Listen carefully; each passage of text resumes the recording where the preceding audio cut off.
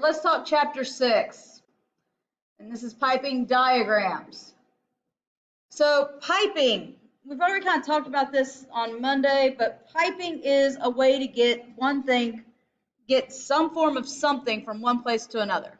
What are some things we carry in piping? There's 3 classifications.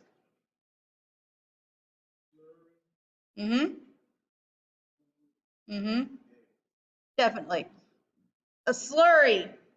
Basically, if you've ever made a sandcastle with water, you have created a slurry. Does that make sense? Basically, you're mixing something with another thing, and that's one of the biggest ones. A liquid of some sort is a great one. We use that as hydraulics. And then you have pneumatics, which is air.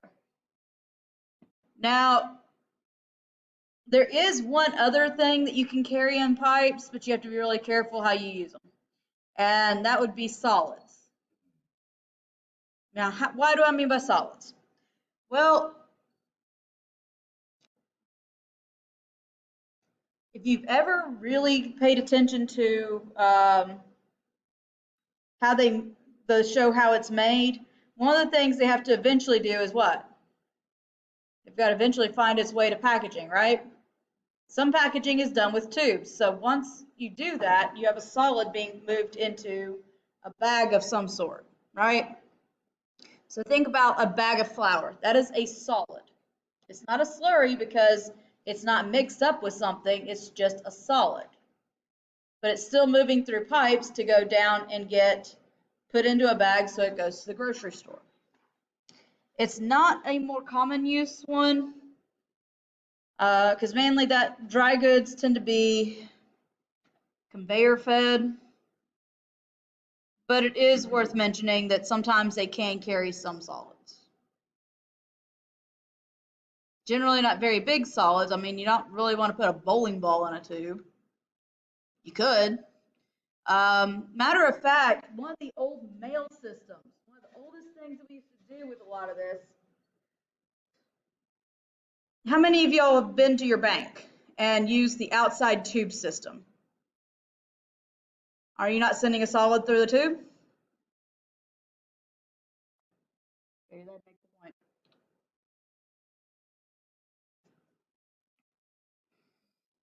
So piping is defined as the assembly of pipes or tubing, unions, fittings, and valves to carry fluid. Now, fluid's a very loose definition. It has always really been a loose definition because fluid is technically anything that flows and takes up space. It can flow and take up space. That is a very, very loose definition of a fluid. So any substance that can flow through a pipe is called a fluid. Yes and no. Because you can put all sorts of things through a pipe. Think about how many of you have ever done spitballs? Yeah, I see everybody smirking. Y'all have all done the spitball trick, right? Take a wad of paper, wad it up, pop it down a straw, and blow, right?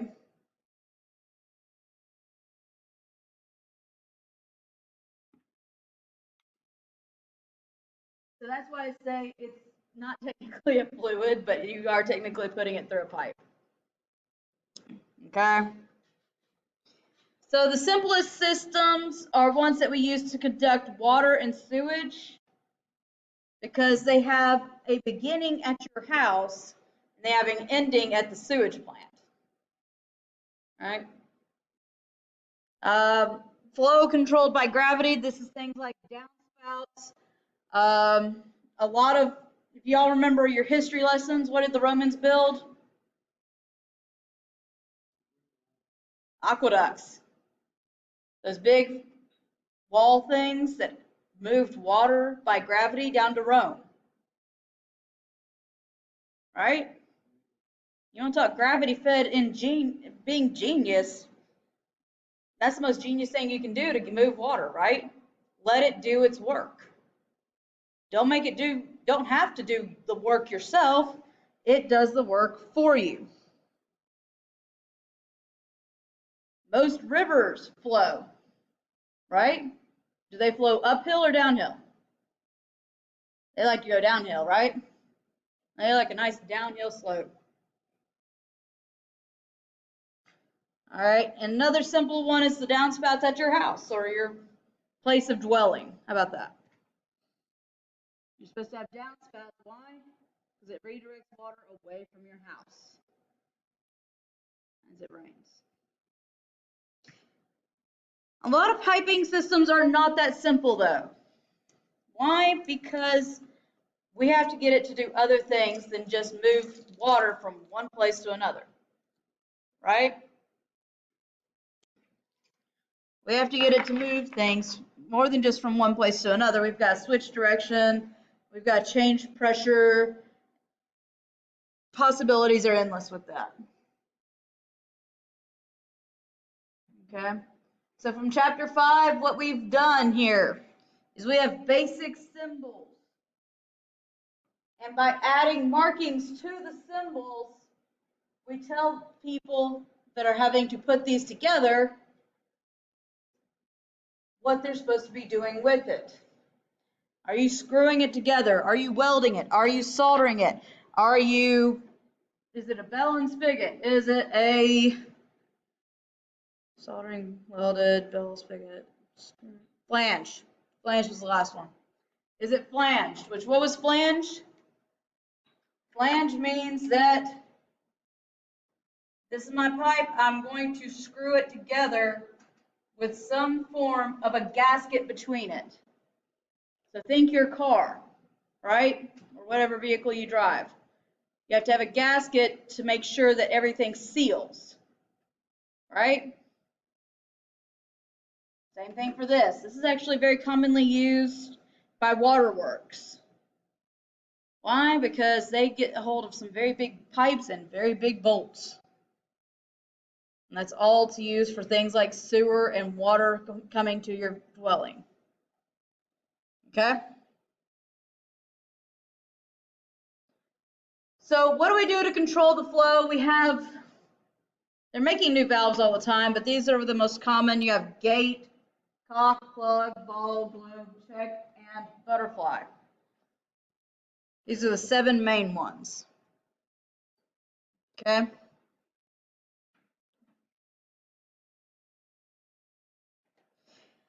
So most valves operate like a door. Okay? And this is where you have got to be careful because some valves are not meant to do what a lot of people do to them. Okay? Like we were talking about earlier, the spigot outside of your house where most of the time you do not open it all the way up. You might just crack it a little bit because you don't need a lot of water. You don't need a lot of water, you just need a little bit. It acts as a door. So you constantly have water sitting back here. And when you open this gate, I'm sorry, that's not a gate valve, but essentially once you open this valve, all the water is able to rush forward. Okay? A lot of valves are very, very thin, though. They're not very robust. So it's okay for it to sit in its cradle, but if you start opening it only part way, you can cause erosion to the valve itself. Because what does water like to do? What does water like to do? A lot. It erodes things like crazy, right? Look at the Grand Canyon. Grand Canyon carved by water, right? Water likes to move things. It likes to corrode. It likes to destroy things. I'm not saying that it's sentient, but it does destroy things very happily. So you have to be very aware of what kind of gate you're dealing with. Some can be cracked open and left cracked. Most of them, that's not a great idea. because you're going to end up with things bent and worn away and everything else, and eventually it just doesn't seal anymore. Most of the biggest part of pain about that is the fact that eventually you're going to have to do what? You have to replace the valve. It happens all the time. It's just something to constantly be aware of.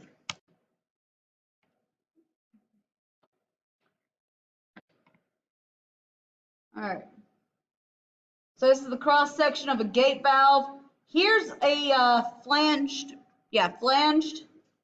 So you can see where the screws go here. You would have a gasket in between this part and the next part, and then screws are used to tighten them together so that they basically pull each other together, right?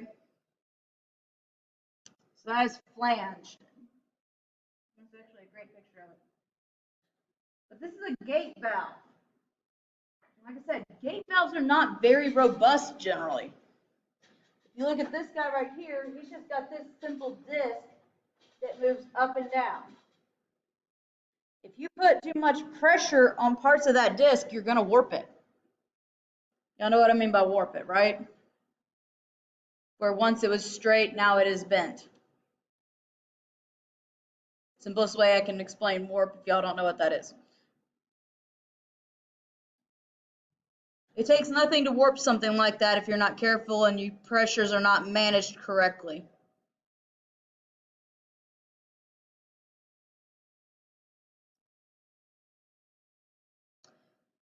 All right, so now we've got, this is what they're calling the cock and plug valve. Okay? Again, we got another flanged one up here. What it's supposed to do is pop itself down in it. This one probably won't be damaged if you just open it a little bit. They're a little bit more, tend to be a bit more robust, but again, that's going to depend upon manufacturer's specs. Come on. You have a ball valve. I wish I had my valves over here. I've got a few over in Millsap. We actually have a really nice looking ball valve that you can actually look through. But essentially all this is a ball with a hole carved in it. So when you twist that gate open, what's going to happen? Water moves through the ball.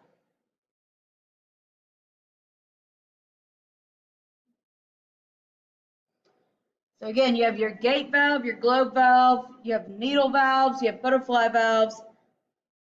Butterfly valves are interesting, by the way, because this is the funny thing is about why it's called the butterfly. Whenever it's moved, how to say this, it can allow flow to go completely around it. Most of these are just being moved out of the way and the water flows through. The butterfly valve simply just kind of twists itself and the water flows through, or whatever is in it's flowing past it. Okay. This is all just to control the flow rate. I'm sorry.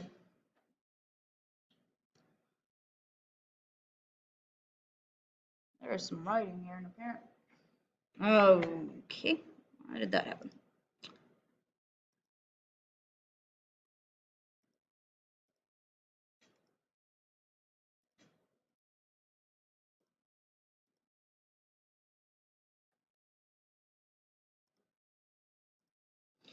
Okay. I don't know why that one also went off, but there we go. All right, so these guys are actually able to control flow rate. A gate valve cannot. The other ones you can open partially and it's not going to damage them. Well, I won't say it won't damage them because if you have high enough pressure, anything can be damaged.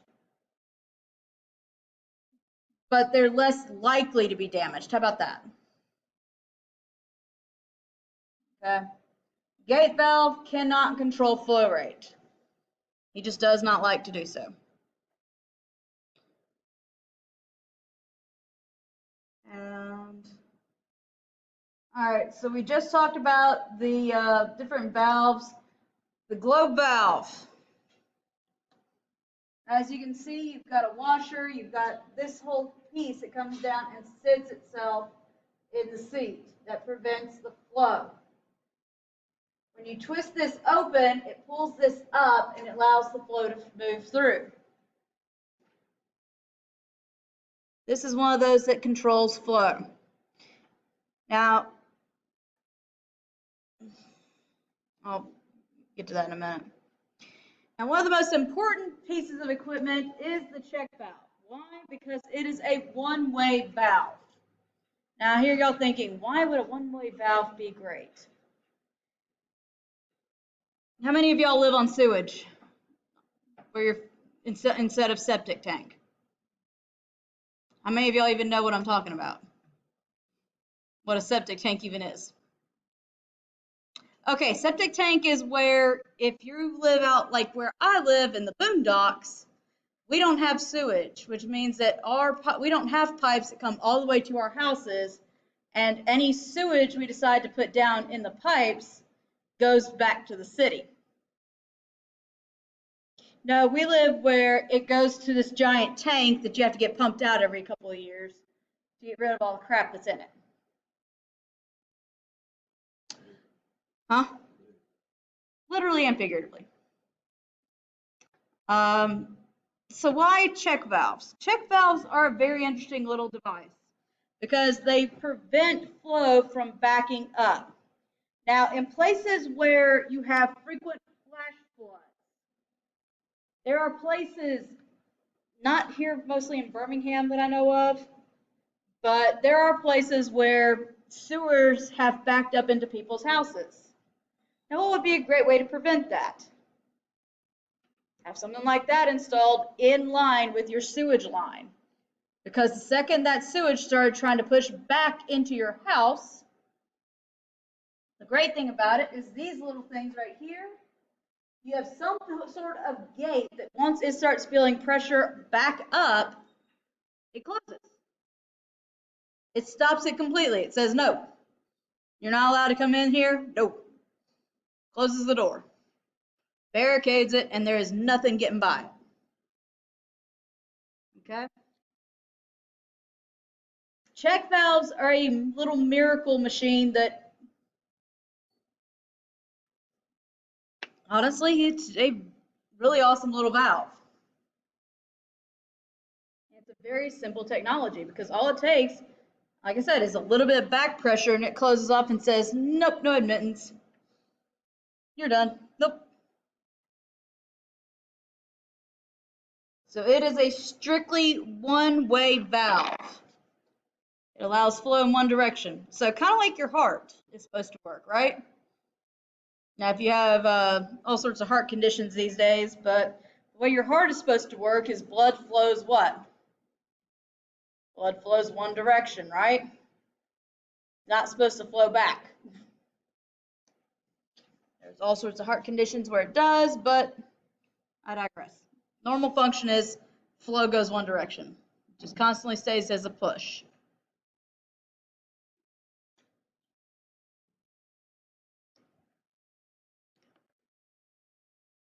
All right. So again, you have the butterfly valve. Like I said, he's kind of a nifty valve because this is a very typical setup for a butterfly valve. This is actually a flange butterfly valve. Is you have the device to turn it on top, and this guy just swings open. Almost like a revolving door. He's able to control flow though. Why? Because if he is sealed tightly enough to himself, you can close that door to where it's very, very slim to get by it, or you can open it all the way. Okay? Butterfly valves are kind of interesting that way.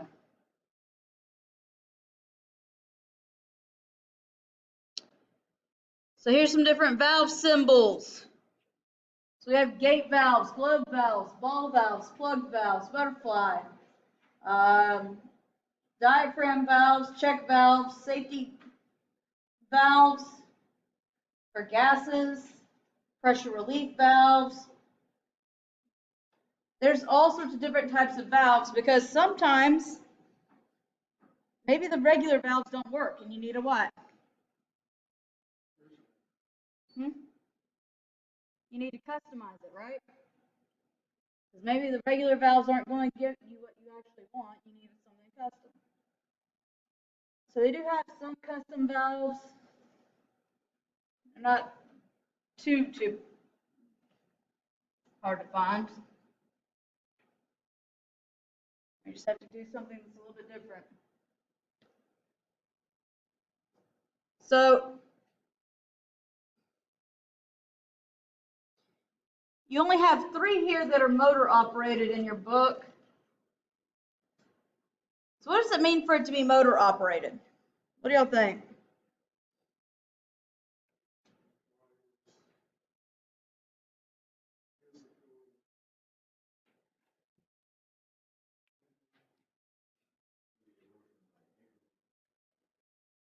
It means that it is remotely operated more than anything.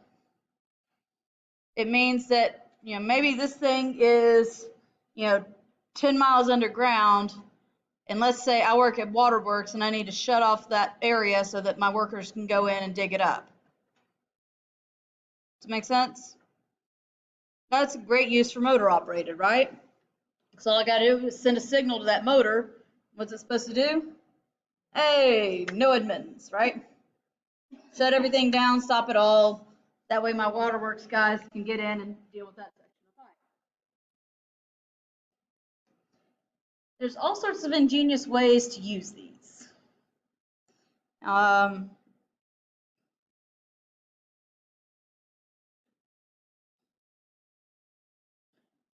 of like you also have ones that what? You have a float operated valve. Where do you generally find float operated valves?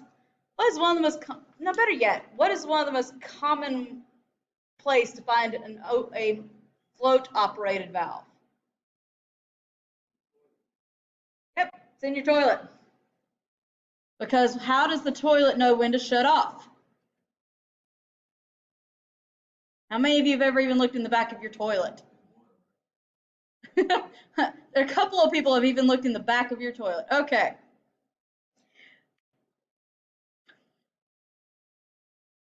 I'm sorry, I'm laughing because I cannot tell you how many times I've had to get into the back end of a toilet just to fix some little thing, even if it is, there was one time I used a paper clip to rehook the chain to the pull.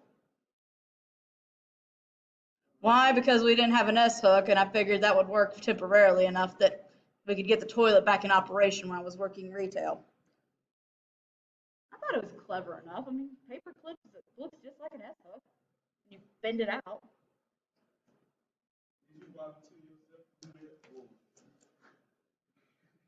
Yes, mainly because I'm one of those people that I look at a problem and I don't sit there and go, we need to call a plumber. I'm a person that looks at it and goes, I might be able to fix that. That can't be too hard to fix. Now that's stuff that's mostly mechanical, hydraulics, pneumatics, stuff like that. I will tell you this, and I think everybody does this, and I think it's the funniest thing in the world. How many of y'all have ever had to pull your car over because something's gone wrong, and how many of us just open that hood and it's like you expect to know what you're looking at? All of us have done that at some point, right? And the first thought you have in your head is, yep, there's an engine.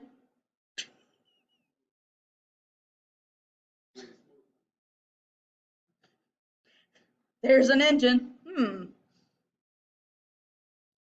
That might be the battery. Oh, there's where the oil gets checked. I know that. It's a bright yellow ring.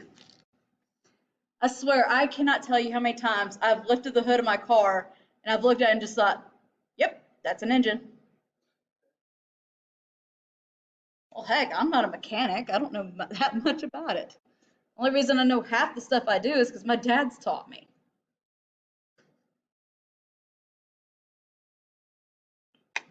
And yet, anytime car trouble happens, we all pull to the side of the road, lift the head, and it's like we know exactly what we're supposed to be looking at.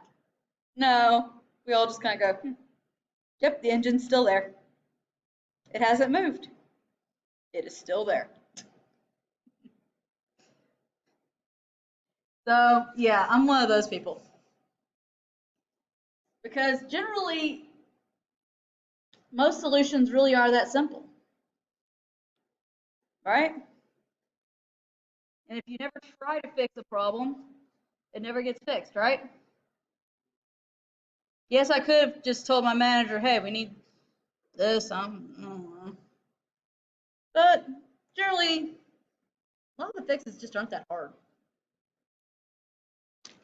So yeah, in the toilet, for those of you that have never looked in the back of a toilet, generally there is some form of a air-filled sac. Okay? What this sac does is whenever you flush the toilet and all the water rushes into the toilet bowl, which by the way, how many of y'all even know how a toilet works? Okay, a couple of y'all.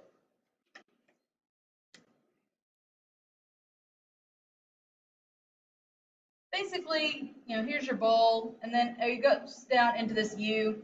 You have water that sits up here, and you have an air pocket right here. When you flush a toilet, all you're doing is making it to where the water in here flows over into this. It's able to get up and over the hook and into the rest of the pipe, whereby the air then helps move it back down. Okay? Huh? Yeah, probably just a little. Like I said, I'm not an artist and I don't draw very well. But you have a U-bend in the toilet. It's got air behind it. When you flush the toilet, you got a bunch of extra water. And basically that pushes everything over that bend and out into your sewage. Okay? That's why there's about 3 gallons, I think, of water in the back of a tank, roughly. More than 1, less than 5. How about that? So what happens is after you have used that water is that the bottom valve will close because it's a heavy valve, and once you've released the handle, the valve closes. Well, how does the water know when to turn off when it's full? You have a float valve, and what that float valve does is it will slowly rise with the water until it hits the point of, oh, shut the water off. Very simple technology. Okay?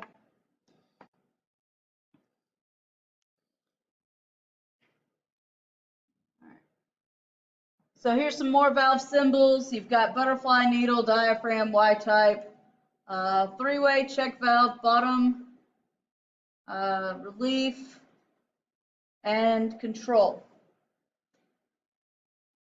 You can see these 3 right here, kind of a different class of their own. They kind of do their own thing. Check valve, again, that one is a really important piece of equipment just because it stops flow from backing up. So let's talk hydraulics. Okay? Let's talk about your brake system. Right? If you've applied the brake, do you necessarily want your brakes to back that fluid up? No. What you're wanting is it to apply the fluid directly to both brakes, stopping your vehicle, right? We use valves to do that. We use valves to apply that pressure.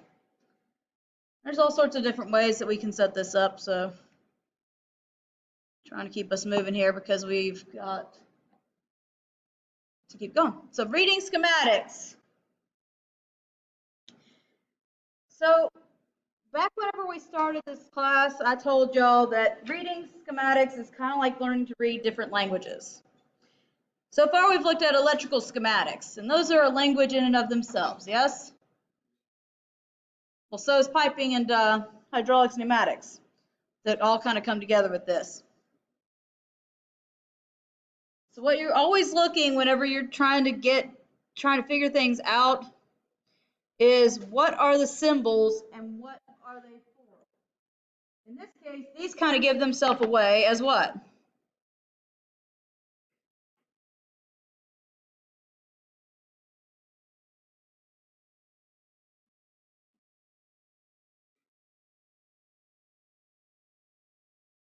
What now?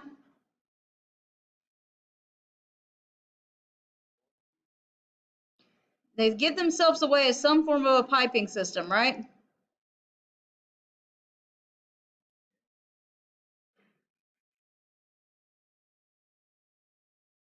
This one could be either gas or it could be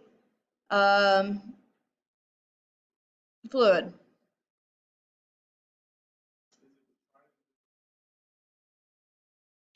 Well, you're looking for things that are familiar.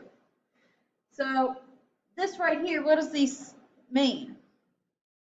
These mean that this particular one is what? That it's welded. So if you have a welding symbol, these are screwed together. There must be some sort of familiarity there, right?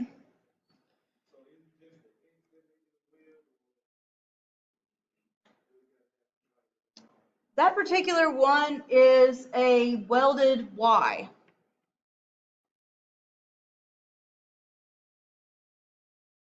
So what that means is that Y is going to be welded. Yes, you do. Depends on the system. Any system can be welded, they can be soldered.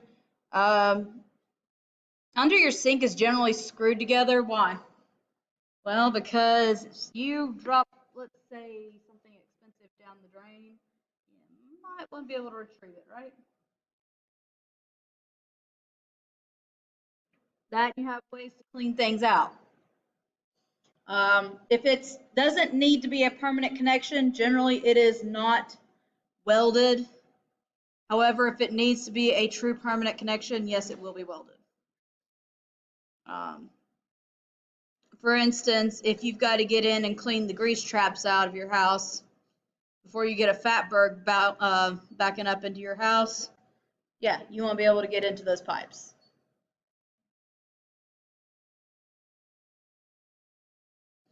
So weld is not always the way to go, but it is an option to go. One of the more common ones are either screwed. Like I said, flange is generally used more by waterworks, along with bell and spigot. So screwed and soldered are probably the two most common you'll see in your house. Soldered is what happens to metal pipe. Okay? Actually, let me back up. Bell and spigot's used very commonly too. The way you would see bell and spigot would be, let's say, how many of you know how to put pipe together? Like a potato cannon pipe set or something. You've got to use that purple glue stuff to push things together and meld them. Y'all know what I'm talking about? Technically, that is bell and spigot because you're not screwing it together, you're pushing it together. It's creating its own hole. If you have metal anywhere to do with all of it, though, you are going to be soldering at the very least. If it is a true permanent connection that you never want to come apart, no matter what, you don't really want it to ever be able to be anything but tore apart. That's where you weld. Most of what's in your house, though, is either going to be bell and spigot, soldered, or most commonly screwed together. If you look under any of your sinks, most of that should be either bell and spigot glued together, or the water pipe should be soldered, and the grease traps and all that in under your sinks should be screwed together or glued together. And sometimes people, when they screw things together, they still use the purple glue to hold things together. It just always depends. Okay? All right, so why don't y'all take a minute and see if you can identify these particular symbols. We've got a total of 6 of them, so let's see what y'all got. So kind of take a look and see what y'all see.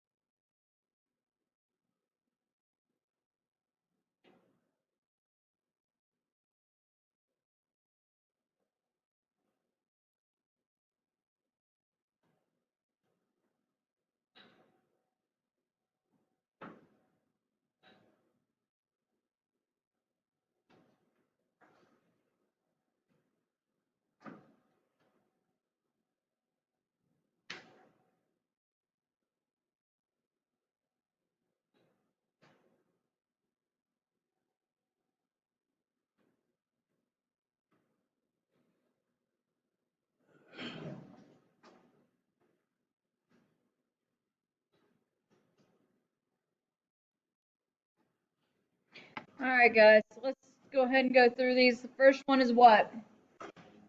What is number one? Is a flanged gate valve. Is a flanged gate valve. What about number two? 90-degree elbow. How's it put together? It is a screwed 90-degree elbow. What about number three? I think I already gave y'all this one.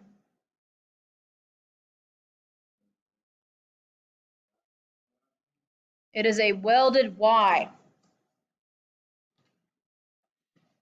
And yes, the way some of these words get put together make you sit there and go, really? All right, what about number four? It is a reducer. How is it put together? It is a screwed reducer. All right, what about number five? It is a screwed T fitting. And number six is a what? It's a what? It's a cap. How's it put together? It is a screwed cap.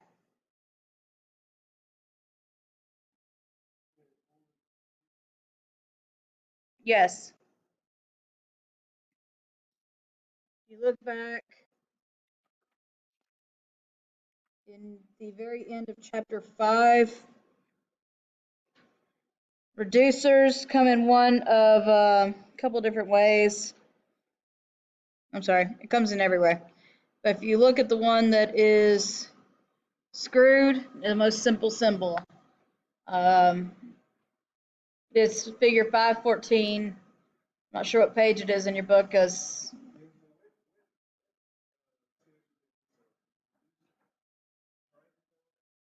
so the triangle part right here is what is telling you. You thought it was a what?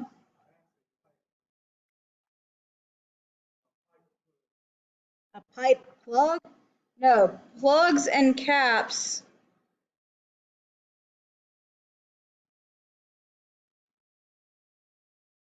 Those do look alike, don't they?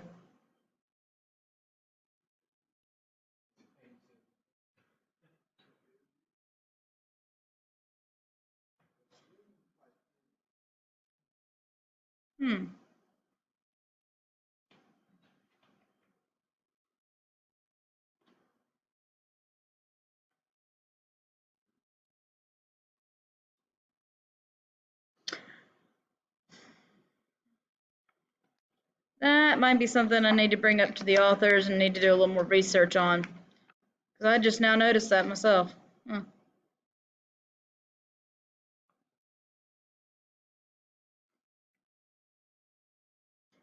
I guess the reason you mainly know it's going to be a reducer is because the pipe continues outside of it. But let me do some more research on that before I give you a definite answer on it.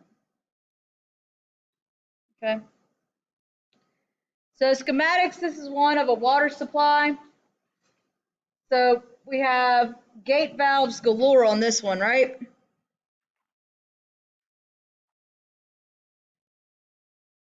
So if you look in the book, I believe it has a question that goes with this. And that is,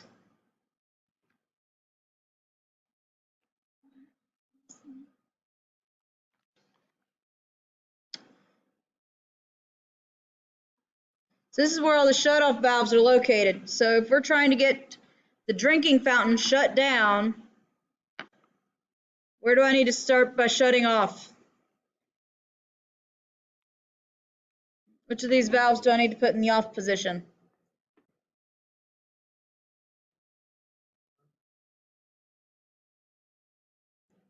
That would shut down the water to everything. I just need the water fountain shut off. 4.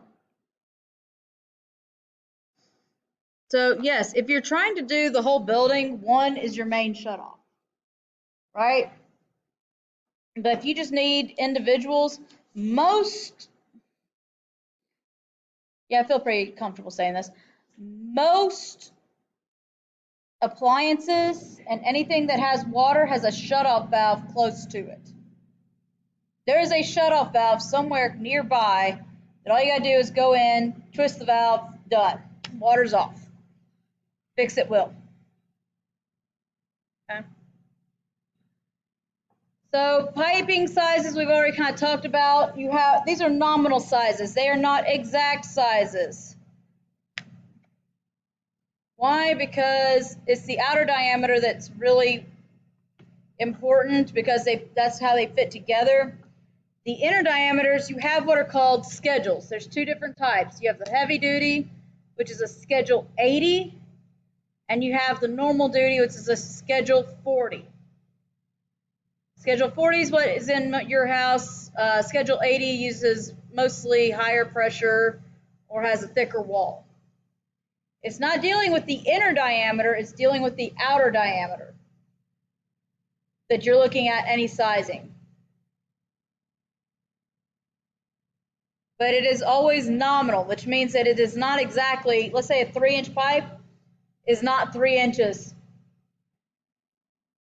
right? It's like a 2x4 is not 2 feet by 4 feet, or 2 inches by 4 inches.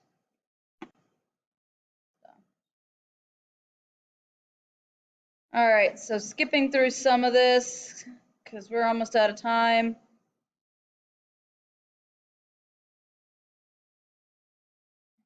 There's some different valves. I was trying to see if there's any more big ones that I wanted to get through before. Okay. So if you want to stick around and that's fine, but I think the class time's up. Class ends at 11, right? All right, well, it's 11, so I'll go ahead and let y'all go with that.